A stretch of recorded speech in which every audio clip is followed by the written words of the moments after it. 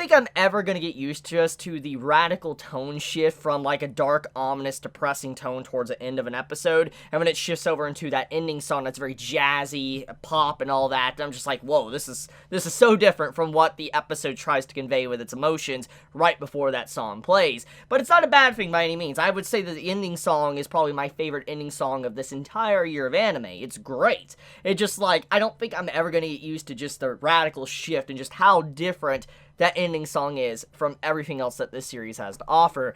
But anyways, I want to talk about Todo, because his character introduction, I like him. Like, I straight up cannot deny I like the man. Like, his introduction is like, okay, what type of women do you like? And he straight up asks Megumi, like, who do you like? And he's like, wait, huh? He's like, why would I tell you what type of girls I like when I just met you? Like, why would I do that? And the guy's like, look, I want to know what type of person you are. I want to know if you're boring or not, etc. And he's like, I like tall women with big booty. And I'm just like, okay. Like, okay. Like, I honestly, I respect the guy. Like, I really, really, really respect the guy for actually just straight up saying what he likes and not being embarrassed to say it. I actually enjoy that. It's kind of nice to see a character just being so open about that, and he's just wondering, like, what are you into? I'm curious if we can relate, or if we're not going to be able to understand each other, and I think that's kind of what he was going about, and what he was trying to wonder from Megumi. And when Megumi's like, look, he starts thinking about the girls in his life, and he thinks about the one that really caused him to be who he is. He's like, I want one that has a really strong, endearing personality that doesn't waver. And the man looked at him like, oh, I'm so sad. Like, you're so boring. And, you know, let me, in my best way, try to analyze this hilarious scene and kind of take the fun out of it. Basically, the way I took it was that you're vanilla. Like, he's thinking, like, why are you being vanilla? It's like, it's so boring. Why are you into a vanilla type when you could be something so much more interesting, so much more grand? Why do you choose to limit yourself with such a low perspective? That's what he was probably viewing Megumi as in terms of what he was into, and I do appreciate that. That's hilarious. It's really funny, and I like the man's character. He's strong, he's very bronze-like, but I don't think he's necessarily stupid as well. I actually do think he has a good head on his shoulders, and he probably can do some ridiculous things that, you know, he has to use his mind for. I don't think he's just all bronze. Like, I know typically when it comes to these type of characters in shonen, like Todo, he would just be a bronze character and that's it. There would be nothing really else going for him. He'd be very simple-minded. But I don't think that's what his character is. I have a really sinking suspicion that he is definitely someone that is incredibly intelligent, incredibly physically powerful, and just has a very unique personality. I want more of him. I like his character. Cannot wait to see more of him as we continue on into the upcoming arcs of Jujutsu Kaisen. But okay, enough with that though. Let's talk about some things that we're building up. Some interesting little details dropped here and there, etc. I want to talk about Maki and Mai. These two characters that were recently introduced and basically fully introduced within this episode. I also like them, and it's very clear that there is some complicated history between the two sisters, Mai and Maki, and that, you know, they both are kind of like dregs or the lower beings of society. Like, society views them as lesser, because the way their conversation went towards the end of the fight of this episode, it made it seem like they felt like they were garbage. They felt like they were the lowest of the low, and that, you know, they really, you know, are always looking up on people that are a lot stronger than them. It seems like they've been beaten down by society, both of these individual characters, and it's very interesting. It's a nice twist to the dynamic of the sibling story you would see in this type of manga. What I'm trying to get at is, usually you would have a character like a little sister, little brother, or whatever, or even a big brother, big sister, that is weaker than the other said sibling, and throughout the majority of the story, you have that sibling trying to prove themselves that they're strong, they're not a disgrace to the family, and that, you know, they want to, you know, eventually surpass their sibling. And it's nice seeing that both siblings are technically very weak in their own way, and that they both have their flaws, and they're both kind of trying to compete against each other, but they're not one stronger than the other. They're both trying to move on up. I do appreciate that. That's a nice little twist on the cliche that you would normally see, or the trope you would see in these type of stories. That is something I will definitely give credit to Jujutsu Kaisen for. But to kind of go a little bit deeper into this, I like the differences with what they're actually good at. You have someone like, I think, Maki, the one that actually has the glasses on. If I'm, kind of messing up their names, forgive me. But Maki, I believe, is the one with the glasses. And the one with the glasses, she says she's not able to see anything. Like, she has, like, no curse techniques, nothing, and she can't even see curses. She has to wear these special curse object glasses just to be able to see the, curses in front of her, which is kind of a reference to the opening song. In the opening song, you see a brief scene where a character's putting on glasses and you see the curse, crawling towards her. That kind of hints at what her problem is that she can't actually see curses. And I'm assuming, just judging by the dynamic between the two characters, they're probably from a very prestigious family or something. I'm just going to take a wild guess here. I've seen enough manga and watched enough anime to know most likely the reason why they feel like they're disgraces is probably because they're part of some form of royal family that just does not like them. I'm, like I said, taking a wild guess, but I'm assuming I'm hitting it right on the money.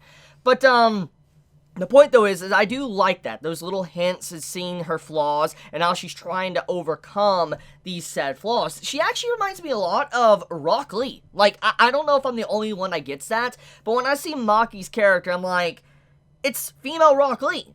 Think about this. The Naruto story with Rock Lee and how he really couldn't use any jutsus or anything, and all he had was, physical strength, and eventually he had to prove himself that he could actually be a shinobi without using all these fancy techniques, etc. And I always loved Rock Lee's story for that. I think many grew very fond of Rock Lee, especially after his fight with Gaara in Naruto, the original series, and seeing Maki, she reminds me of that. She very much reminds me of Rock Lee, but a female version of him, and that is a good thing. I am really happy to be reminded of Rock Lee in terms of his struggles and seeing it done for a female character.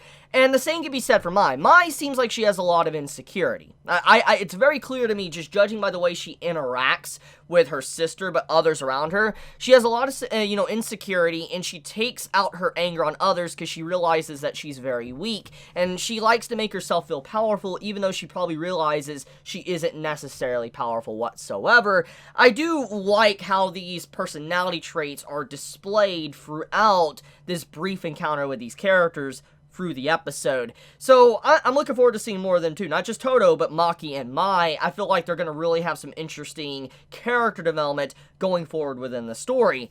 Another one, we have the dude that spoke real quick, and he was able to stop Todo in his tracks, which okay, that's powerful. He was literally able to just speak. These words came out of him, and he was able to freeze someone in place. I'm like, that's kind of broken. I wonder how broken it is. I wonder the limitations of what he did. Because it's very clear Todo is, one of the in-game fights probably in these upcoming arcs, or this tournament arc, just by the way he's being built up. He's definitely, in-game. And seeing the boy use, the speech to kind of, stop him, I'm like, does this mean that he could theoretically stop special grade curses, etc.? Does he really have, a limit on the opponent if he just says what he wants to say? I'm curious about that one. That is something that piqued my interest, seeing what this episode did. Okay, so anyways, let's actually get into the other little key details building up, which it goes along with Gojo. So Gojo, he confronts an elder, someone that is a leader of the opposite school, and someone that's pretty much responsible for what happened a few episodes back with Yuji and everyone else. And he confronts him and is like, look, I don't like what you did, but at the same time, you guys wanting to hold on to your statuses, your power, and hold back the power and all that building up, eventually it's going to blow back in your face. It's not going to be able to be held back anymore. There's so many people already from this upcoming generation that are about to just, surpass you guys and get rid of the old ways. I do appreciate that, too. It shows that, basically, even if Gojo is gone, there will be others that will replace him, and even if they get rid of him or whatever, there will be others that will replace him and eventually do what he probably cannot do himself. And so that's another cool little detail, which I don't see Gojo potentially losing at all. I mean, let's just think about what he showed us in the last episode. It was ridiculous. But, yeah, I do think the conversation with the old guy and Gojo is something very important. It's definitely kind of shifting the perspective over to the old guy being a villain of some sorts, because he looks like that type of guy. His just the entire character design, the way he presents himself, the way he kind of talks to Gojo, it really shows that he's someone that seems to be very patient, but someone that also is very scheming. I get that feeling from him just by the way his character was.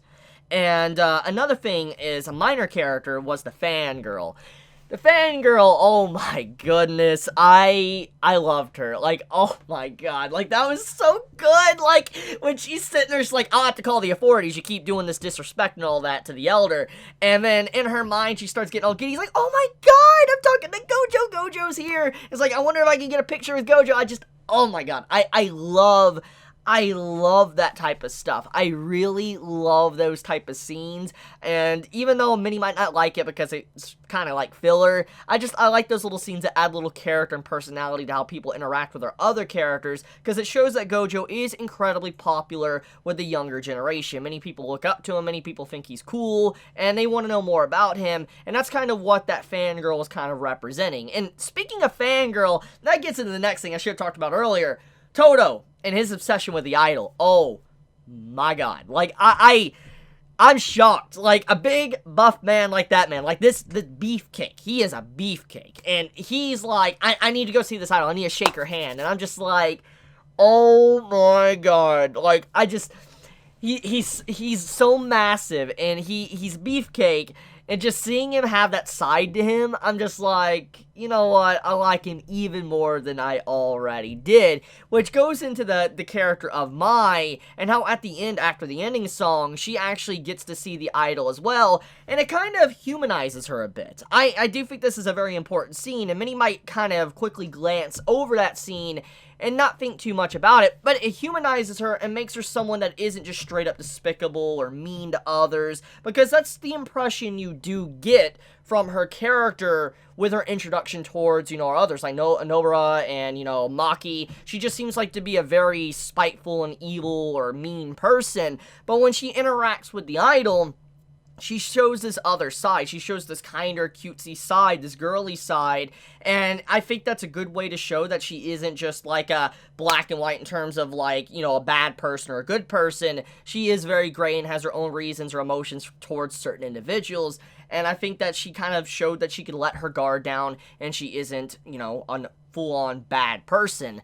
But yeah, I think that's overall pretty much what I want to talk about, besides the final moments of this episode, which was the grotesque theater scene, and that's looking to be some brutal stuff. I do wonder where that's going to go, because, like, Yuji's making his move, he's going to be going in there, and I'm assuming he's about to probably have to deal with a very difficult investigation and see kind of where his training has kind of led him to this very point. I wonder if he'll actually be able to come up with his own domain in this upcoming arc. Like, I hope he does. I'd like to see if he's able to come up with his own domain, kind of what Gojo did, and demonstrate what it is. I wonder if it'll be very similar to, Sukuna, or if it'll be something completely different. I really do wonder what he's actually capable of when it comes to creating his own, like I said, domain. But I'll leave it at that. I love you guys. You have a wonderful day or night wherever you live. If you enjoy my content, please subscribe. If you like this video, please leave a like. And with that, Chibi out.